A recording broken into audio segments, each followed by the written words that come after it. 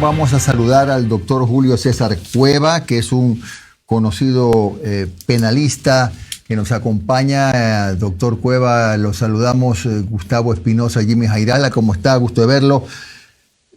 El tema es los vacíos para la aplicación de la normativa penal, pero yo quisiera comenzar con algo que ha sido noticia en estas últimas horas, antes de entrar de lleno, ¿no? ¿Qué le parece a usted, que es un profesional del derecho, que es litigante, esto que se está presentando hoy en el país? Resulta que somos un país productor casi exagerado de leyes, proyectos, códigos, ordenanzas, decretos, uno encima de otro. Hoy, sepa usted, doctor, usted ya lo debe saber, hay 1.338 proyectos de ley esperando en la Asamblea que los apruebe la próxima. ¿Cómo hacen, me le pregunto, los abogados para poder manejarse en este entorno? Yo he hablado con abogados como usted y me dicen que con qué complejo. A veces una ordenanza se quiere sobreimponer a una ley, una cosa terrible. ¿Cómo hacen, abogados? Jimmy, Gustavo, un gusto estar con ustedes. Buenos días. Gracias por la gentileza de invitarme. Bueno, es bastante difícil porque uno de los grandes problemas del Ecuador es la inseguridad jurídica, que básicamente se da por la falta de institucionalidad. Lamentablemente tenemos muchas veces funcionarios que no solo no conocen la ley, sino que no entienden cuáles son sus potestades.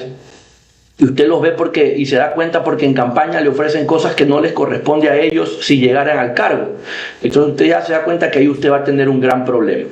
Entonces, mientras usted no tenga institucionalidad, va a seguir teniendo inseguridad jurídica. Esas cantidades de leyes que usted menciona que se dan y que no se terminan de tramitar son muchas veces reformas de un artículo que cuando usted las ve no tienen ningún sentido, y lo hacen porque fue lo que ofrecieron en campaña, es lo que la gente pide en las redes sociales. Entonces, sobre todo cuando hablamos en materia penal, por ejemplo, vemos que hay un altísimo nivel punitivo de la propia sociedad. Si la gente pudiera meter el que arrancha celulares en la calle a prisión perpetua, darle pena de muerte, la gente, créanme, que le aprobaría eso en una consulta popular, y eso es lamentable. Esa inseguridad jurídica hace que muchas veces los propios funcionarios apliquen normas que no son las procedentes para ciertas circunstancias, generando caos jurídico, generando inseguridad jurídica y obviamente una sospecha siempre sobre la politización muchas veces de actuaciones del poder público, y eso es lamentable porque usted vive permanentemente en una zozobra de qué es lo que puede pasar y qué funcionario es el que va a mañana o más tarde a aplicar tal o cual norma, sea o no sea procedente, y eso no puede suceder. Por eso es que el Ecuador no consigue en el extranjero que nadie le ejecute sentencias, porque no tenemos ninguna credibilidad. Doctor Cueva, ¿qué tal? ¿Cómo está? Le saluda Gustavo Espinosa. En este marco, con vacíos en la normativa penal, a veces se prestan para excesos o totalmente lo contrario, déficit de justicia. Algunos nos quejamos en la sociedad civil de que se libera con facilidad, y otros a veces sufren en carne propia temas como un nuevo juicio por desobedecer una medida cautelar. Aquí estaba buscando en Google y hay un sonado caso del año 2023 de un ex asambleísta de Pachacutic que se retiró en mayo de ese año un grillete como medida cautelar porque él era investigado por haber cometido supuestamente un delito de violación de una mujer de 19 años. Pero hay una ambigüedad en el COIP. Ya para ir directamente a la pregunta, doctor, sucede que de acuerdo al artículo 282, ¿no? ¿Qué pasa si se constituye un nuevo delito este retiro de una medida cautelar no privativa de la libertad como el grillete? A ver, lo que tú mencionas es el incumplimiento de una orden legítima de autoridad competente. Y parece mentira, pero a veces la fiscalía como que le gusta andar poniendo de moda ciertos delitos y muchas veces no son procedentes. Por ejemplo, de un tiempo acá cogió de moda pues que cualquier cosa que hacían 2 o 3 personas, delincuencia organizada. y usted le pregunta, bueno, si se organizaron para delinquir, dígame cuáles son los delitos fuente. O sea, ¿para qué se organizaron? Porque no es que hicimos una fiesta y porque hicimos una fiesta somos delincuencia organizada. Dígame cuáles son los delitos fuentes. Se organizaron no para farrear, se organizaron para peculado, para evadir impuestos, para traficar drogas. No, es que eso no, porque el delito es autónomo. Es autónomo procesalmente, pero tiene que tener una base de delitos para los cuales ellos se organizaron, si no, no hay delito. Bueno, pusieron de moda la delincuencia organizada.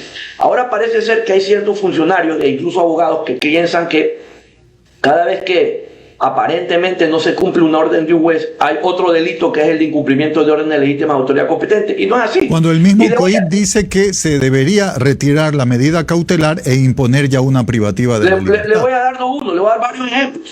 Usted recuerda, y de más atrás del 2023, ¿usted se acuerda de la pandemia?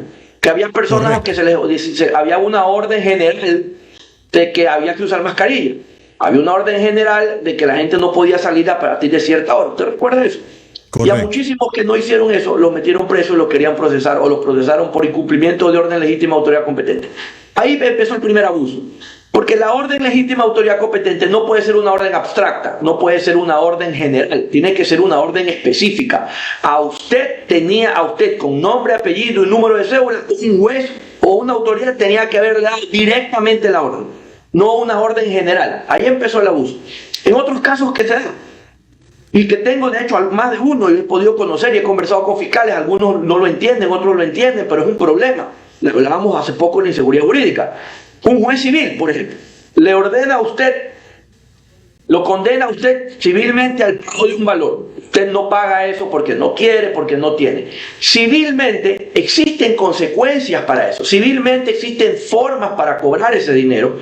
Y si no lo puede cobrar porque usted lo tiene, lo ha escondido, lo que sea, hay otra acción civil que es la de insolvencia. No, hay abogados que, no me pagaste la deuda, incumplimiento, y el juez te ordenó, como te ordenó, y el juez es una autoridad legítima, hay cumplimiento de orden legítimo, ahora estamos queriendo cobrar las deudas por esa vía a través de una acción penal, para que usted tenga una idea.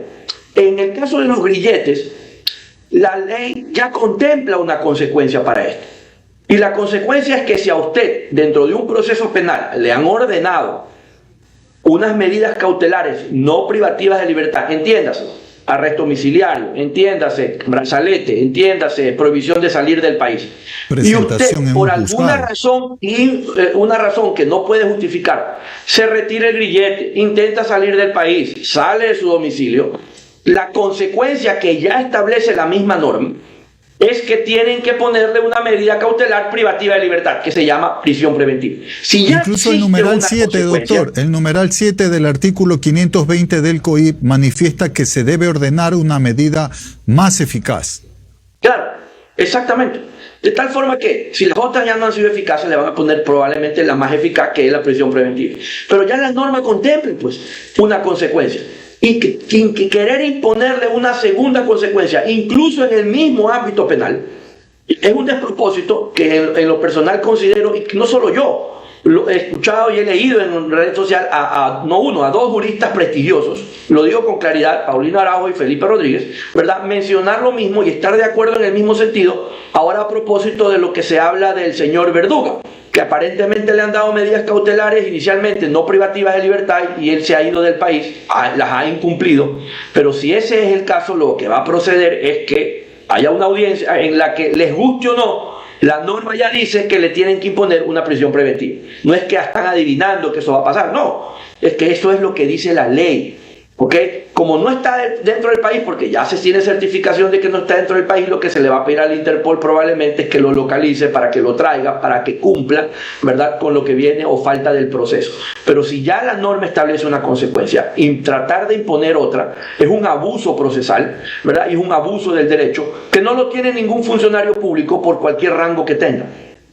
Doctor, lo que usted manifiesta tiene su fundamento en el artículo 542 del COIP, que reza: si la persona procesada incumple la medida cautelar no privativa de libertad, la o el fiscal solicitará al juzgador una medida cautelar privativa de libertad. Como decía usted, uno no se puede victimizar diciendo, ay, ahora me van a dictar prisión preventiva porque ya está en la norma, pero lo que usted trata de aclarar, doctor, para resumir, es que no se puede iniciar en cuerdas separadas otra causa. No, porque ya estaría usted intentando aplicar dos consecuencias para un mismo hecho, y de paso las dos en materia penal. Si estuviéramos hablando en el ámbito administrativo y en el ámbito penal, sí, usted puede ser destituido y además administrativamente, por ejemplo, si fuera un funcionario público, y además puede ser procesado penalmente. Pero aquí estaríamos tratando de imponer dos consecuencias. Entonces lo que parece ser es que ahora estamos queriendo poner de moda, ¿verdad?, el incumplimiento de orden legítimo de autoridad competente por cualquier cosa. Entonces no le extrañe a usted que mañana pues quieran procesar a unos padres que no alcanzaron a comprar mascarillas para sus hijos, ahora que está ordenado de forma general por el ministerio, por esto de la tosferina y la fiebre amarilla, y quieran procesar a los padres porque los menores son inimputables, porque no han cumplido la orden legítima y han mandado a los hijos al colegio sin mascarilla, porque eso ya pasó en la pandemia. Entonces lo que no puede pasar es que las normas estén para que sean aplicadas al antojo del funcionario y a discreción de que es que este políticamente no me gusta o este por alguna razón no lo quiero, y que sobre todo los fiscales reciban de manera particular, por así decirlo, porque hay abogados que lo hacen también, este tipo de situaciones cuando se da, por ejemplo, por deudas que no se han honrado, que son consecuencias de órdenes judiciales, porque en materia civil ya existen consecuencias porque la acción penal es de última ratio.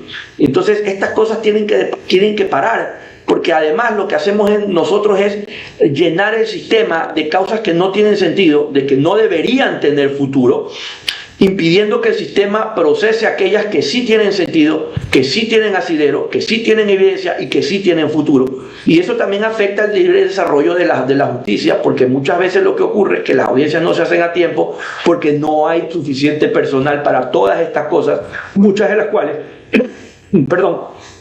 no tienen fundamento jurídico.